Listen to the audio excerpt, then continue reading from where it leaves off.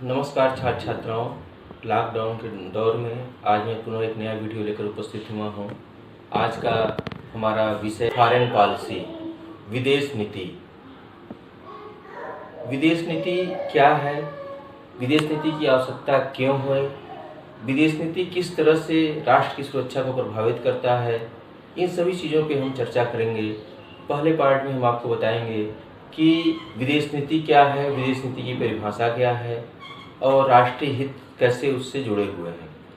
छात्र छात्राओं, आप जानते हैं कि सबसे पहले जो इसका उदाहरण प्राप्त होता है कौटिल्य के बारे में। माना जाता है कि सबसे पहले उन्होंने विदेश नीति राजनय के सिद्धांत दिए थे, जिसके बारे में कहा जाता है कि जो उनके दिए गए सिद्धांत हैं आज भी वो उसी तरह से मान्य हैं जैसा उन्होंने हजारों वर्ष पूर्व दिया था। लेकिन आप यह जानना चाहेंगे कि उनके सिद्धांत क्या है, विदेश नीति क्या है। तो विदेश नीति के बारे में बहुत सारे विद्वानों ने अलग अलग परिभाषाएं दी हैं। उसमें से जो मैं सरल शब्दों में जो परिभाषा है, छोटी से जो परिभाषा है उसको लिया हूँ। बाकी आप किताब में देख सकते हैं। इसके संबंध में मैं बताना चाहूँगा कि जो साधारण अर्थों में जो परिभाषा है, श्लाइचर महोदय की परिभाषा है। अपने व्यापक अर्थ में विदेश नीति उन उद्देश्यों, योजनाओं तथा क्रियाओं का सामूहिक रूप है जो एक राज्य अपने बाह्य संबंधों को संचालित करने के लिए करता है। श्लाइचर ने इसकी परिभाषा देते हुए कही है। इसमें यह स्पष्ट है कि उन्होंने कहा है कि विदेश नीति उन सभी क्रियाओं का सामूहिक रूप है। यानी विदेश नीति वह है जो राष्ट्र अपने राष्ट्रीय हितों का संवर्धन के लिए, अपने राष्ट्र की सुरक्षा के लिए, अपने राष्ट्र के विकास के लिए जो नीति अपनाता है उसी को हम कह सकते हैं कि यह विदेश नीति है।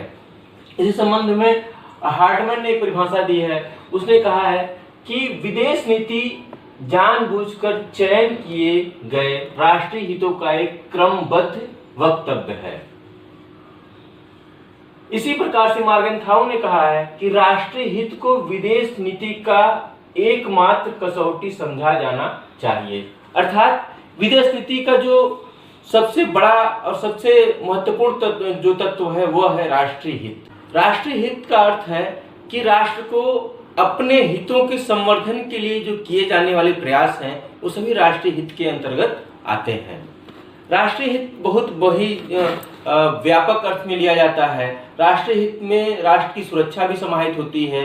यदि कोई राष्ट्र अपने नीति का निर्माण करता है तो सबसे पहले अपने राष्ट्र हित को देखता है, क्या उसका हित क्या है, किसमें उसका हित है और किसमें उसका अहित है। आप पहले से भी जानते हैं कि एक सामान्य कॉमन रूप से भी एक चीज लागू होती है कि हित और अहित अपना देख करके ही काम करना चाहिए। वैसे ही राष्ट्र भी जो अपनी विदेश नीति बनाता है हित और अहित देख करके ही बनाता है, अपने राष्ट्र हित के अनुसार ही अपनी विदेश नीति का निर्माण करता है। इस संदर्भ में कहा गया कि विदेश नीति का लक्ष्य राष्ट्रीय हितों की प्राप्ति अथवा उनकी रक्षा करना है। अर्थात विदेश नीति जो है वो उसमें राष्ट्र की सुरक्षा भी निहित है, राष्ट्रीय रक्षा नीति भी निहित है। एक राष्ट्र अपनी विदेश नीति को इस तरह से निर्माण करता है कि उसकी राष्ट्र की सुरक्षा भी अक्षुण्ण रहे और वो अपने प्रगति के पथ पर भी आगे बढ़ता रहे। तो इस संदर्भ में आप देख सकते हैं कि जो सामाजिक वर्तमान परिस्थितियां हैं उसमें भी विश्व जो है इसी प्रकार की अपनी विदेश नीति को अपनाए हुए है। प्रकार से जब भारत स्वतंत्र हुआ तो भारत के पास कई प्रकार के विकल्प थे कि वो अपनी विदेश नीति को आगे बढ़ाए, किस तरह से आगे बढ़ाए। लेकिन भारत ने शांतिपूर्ण सह अस्तित्व की नीति को अपनाया, पंचशील के सिद्धांत को अपनाया, गुटनिरपेक्षता की नीति को अपनाया, क्योंकि भारत को लगा कि यह उसके राष्ट्रीय हितों के अनुकूल है। इसी तरह से सोवियत संघ ने जो है साम्यवादी नीति को अपनाया, अमेरिका ने पूंजीवादी सिद्धांत को अपनाया। तो सभी राष्ट्र के अपने अपने सिद्धांत थे, अपने अपने हित थे, जिन्होंने उसके अनुसार अपनी विदेश नीति को अपनाया। अब इस संदर्भ में मैं आगे बताना चाहूंगा कि न तो लॉर्ड पामर्स्टन ने कहा है कि न तो अस्थायी शत्रु होता है न ही अस्थायी मित्र, केवल हमारे हित ही शाश्वत हैं। अर्थात अंतर्राष्ट्रीय राजनीति में कोई भी हमारा स्थायी रूप से शत्रु नहीं है, कोई भी हमारा स्थायी रूप से मित्र नहीं है। जो कल शत्रु था वो आज मित्र हो सकता है, जो आज मित्र है वो कल शत्रु भी हो सकता है। तो यह हमारे अंतर्राष्ट्रीय राजनीति में केवल राष्ट्रीय हित को ही देखा जाता है, राष्ट्रीय हित को ही समझा जाता है कि हमारा राष्ट्रीय हित किसमें है। कभी अमेरिका भारत का विरोध करता था, लेकिन आज अमेरिका भारत का सबसे बड़ा मित्र बना हुआ है। ये हमारे राष्ट्रीय हित और अमेरिका के राष्ट्रीय हित जब एक साथ मिले हुए हैं तो फिर दोनों की नीति एक जैसी हो गई है। तो इसके संदर्भ में पुनः आगे मैं बताना चाहूंगा कि आरी ओसुड ने कहा है कि अनिवार्य रूप से प्रत्येक कीमत पर राष्ट्रीय हितों को सुरक्षित करने के दृढ़ संकल्प को ही राष्ट्रीय सुरक्षा कहते हैं। यानी राष्ट्रीय सुरक्षा भी इसमें समाहित है। यदि हम अपनी जो विदेश नीति बनाते हैं, विदेश नीति को में राष्ट्रीय हितों को पालन करने के लिए कहीं कहीं पे हमें सेनाओं का सहारा लेना पड़ता है। यदि हमारे पास सेना नहीं रहेगी, यदि हमारे पास शक्ति नहीं रहेगी, तो हम अपने नीतियों को लागू नहीं कर सकते हैं। इसके प्रत्यक्ष उदाहरण आज के दौर में आप देख रहे हैं कि जैसे ही अमेरिका कोई राष्ट्रीय हित प्रभावित होता है, वो तुरंत शक्ति का प्रयोग करता है। जैसे कि गुल्फ वार को आप ले सकते हैं, जिसमें कुवैत से उसके तेल के हितों का जो है नुकसान पहुंच रहा था, उसको प्राप्त करने के लिए उसने इराक पे जो है आक्रमण कर दिया। यह उसके राष्ट्रीय हित की आवश्यक था कि वह इराक पे आक्रमण कर करके जो है अपने हितों का संवर्धन करे। तो इसलिए यह आवश्यक होता है विदेश नीति में कि अपने राष्ट्रीय हित को संवर्धित करने के लिए हर तरह का, चाहे वो शक्ति का प्रयोग हो, कूटनीति का प्रयोग हो, सभी चीजों का प्रयोग करना पड़ता है, तभी विदेश नीति से राष्ट्र आगे बढ़ता है। इस संदर्भ में पुनः बताना चाहूंगा कि राष्ट्रीय हित में अभिवृद्धि के साधन क्या है। तो राष्ट्रीय हित में अभिवृद्धि के साधन के रूप में पामर और पर्किंस ने जो 5 तरह के जो तत्व बताए हैं कि वो राष्ट्रीय हित जिससे कि अभिवृद्धि होता है, जिससे राष्ट्रीय हित हमारे बने रहते हैं। सबसे पहले उसने कहा कि कूटनीति। कूटनीति क्या है? कूटनीति के संदर्भ में जब जो हम बात कहते हैं तो राजनयिक की जब बात आती है तो कौटिल्य का नाम सबसे पहले आता है। कौटिल्य को सबसे बड़ा राजनयिक माना गया, सबसे बड़ा अर्थशास्त्री माना गया, सबसे बड़ा राजनीतिज्ञ माना गया। उन्होंने कई तरह के सिद्धांत अपनी पुस्तक अर्थशास्त्र में दिए हैं। इस संदर्भ में आता है कि राजनयिक जो शब्द है वो डिप्लोमेसी से बना हुआ है। डिप्लोमेसी जो है ग्रीक भाषा का शब्द है, जिसका अर्थ होता है मोड़ना। कूटनीति जो होती है उसका जो सिंपल शब्दों में जो परिभाषित किया गया है वो है राज्यों का प्रतिनिधित्व तथा समझौता करने की कला को ही कूटनीति कही गई है। यानी कूटनीति के द्वारा हम जब अपने विदेश नीति को आगे बढ़ाते हैं तो उसको यह भी एक हमारी विदेश नीति की अभिवृद्धि का एक साधन के रूप में आता है। सभी राष्ट्र, चाहे भारत हो, अमेरिका हो, रूस हो, कूटनीति का सहारा अवश्य लेते हैं। जब कूटनीति फेल हो जाती है तब जो है अन्य साधनों का उपयोग किया जाता है। इस संदर्भ में पामर ने पर्किंस से जो बताया वो है प्रचार एवं राजनीतिक युद्ध। प्रचार एवं राजनीतिक युद्ध का सहारा भी अपने विदेश नीति को आगे बढ़ाने के लिए किया जाता है। इस संदर्भ में आपको शीत युद्ध के काल की परिस्थितियां याद होंगी। जैसे अमेरिका जो है पूंजीवादी राष्ट्र अपने सिद्धांतों को विभिन्न राष्ट्रों को बताने के लिए प्रचार का सहारा लिया। इसी तरह से रूस ने भी अपने सिद्धांतों को बताने के लिए, साम्यवादी सिद्धांतों को बताने के लिए कई तरह के प्रचार प्रसार का सहारा लिया, आर्थिक प्रलोभन दिया गया। तो ये सब उनकी विदेश नीति के संवर्धित करने के एक साधन के रूप में ही जो है माना जाता है। इस संदर्भ में अन्य जो आता है आर्थिक साधन।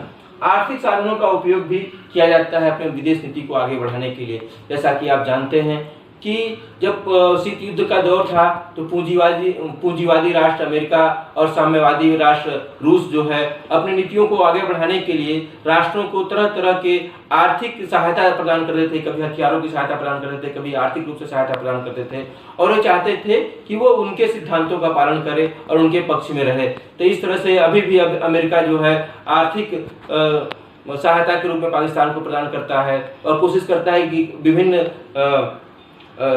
विश्व के विभिन्न हिस्सों में अपने सिद्धांतों को पालन करने के लिए, अपने सिद्धांतों को मनवाने के लिए वो आर्थिक साधनों का भी प्रयोग करता है। भले कहीं आर्थिक प्रतिबंध की सहायता लेनी पड़ती है तो कहीं उसको जो है आर्थिक सहायता भी प्रदान करनी पड़ती है। इस संदर्भ में जो अगला उन्होंने कहा साधन के रूप में साम्राज्यवाद और उपनिवेशवाद को भी बताया है। साम्राज्यवाद और उपनिवेशवाद के उदाहरण के रूप में आप देख सकते हैं कि जब 19वीं और 20वीं शताब्दी में ब्रिटेन के बहुत सारे उपनिवेश थे और इसी उपनिवेशवाद के चक्कर में जो है प्रथम विश्व युद्ध और द्वितीय विश्व युद्ध भी हुए। यह भी विदेश नीति के अभिवृद्धि का एक साधन के रूप में माना जाता है। ब्रिटेन ने अपने विदेश नीति, अपने आर्थिक हितों को प्राप्त करने के लिए अपने आर्थिक हितों के संवर्धन के लिए, कच्चा माल प्राप्त करने के लिए और जो उसके वहाँ माल बनते थे उसके लिए नए बाजारों को प्राप्त करने के लिए उसने जो है उपनिवेशवाद और साम्राज्यवाद का सहारा लिया। और इस तरह से जो है हिंद महासागर की झील भी जो है उस समय ब्रिटिश झील के रूप में परिवर्तित हो गई थी। और ये कहा जाता था कि ब्रिटिश राज्य में कभी सूर्य अस्त नहीं होता है। अगला जो पामर्सन परकिंस ने कहा है राष्ट्रीय हित में अभिवृद्धि के साधन के रूप में, वो युद्ध को कहा है। तो जब राजनय इत्यादि सभी साधन असफल हो जाते हैं तो विदेश नीति को आगे बढ़ाने के लिए युद्ध का सहारा लेना पड़ता है। और इसके कई सारे उदाहरण हैं, प्रथम विश्व युद्ध और द्वितीय विश्व युद्ध में मिलेंगे, जबकि अपने राष्ट्रीय हितों को प्राप्त करने के लिए युद्ध का सहारा लेना पड़ा। भारत जो कि शांतिप्रिय राष्ट्र है उसे भी अपने राष्ट्रीय हित को प्राप्त करने के लिए 1965 और 1971 में पाकिस्तान के साथ युद्ध लड़ना पड़ा, क्योंकि हमारे राष्ट्रीय हितों के लिए आवश्यक हो गया था कि हम युद्ध को करें। तो इस तरह से विभिन्न राष्ट्र जो हैं अपने राष्ट्रीय हितों को प्राप्त करने के लिए युद्ध का सहारा लेते हैं। संक्षेप में हम एक बार कहना चाहेंगे कि जो राष्ट्रीय हित है वही विदेश नीति की आत्मा है। ये कहा गया है कि राष्ट्रीय हित ही विदेश नीति की आत्मा है और विदेश नीति जब भी जो अवलंबित है वह राष्ट्रीय हितों पर ही अवलंबित है। तो हमको किसी भी तरह से इनके प्रकार अपने राष्ट्रीय हितों के संवर्धन करना ही पड़ता है और उसके लिए चाहे कूटनीति की सहारा लेना हो या युद्ध का सहारा लेना हो उसको करना ही पड़ता है। इसी के आधार पर हमारी विदेश नीति बनी हुई है। अगले लेक्चर में मैं बताऊंगा कि भारत की विदेश नीति के विभिन्न चरण क्या क्या थे और वर्तमान में क्या स्थिति है। इन्हीं शब्दों के साथ मैं अपनी वाणी को विराम देता हूँ। धन्यवाद।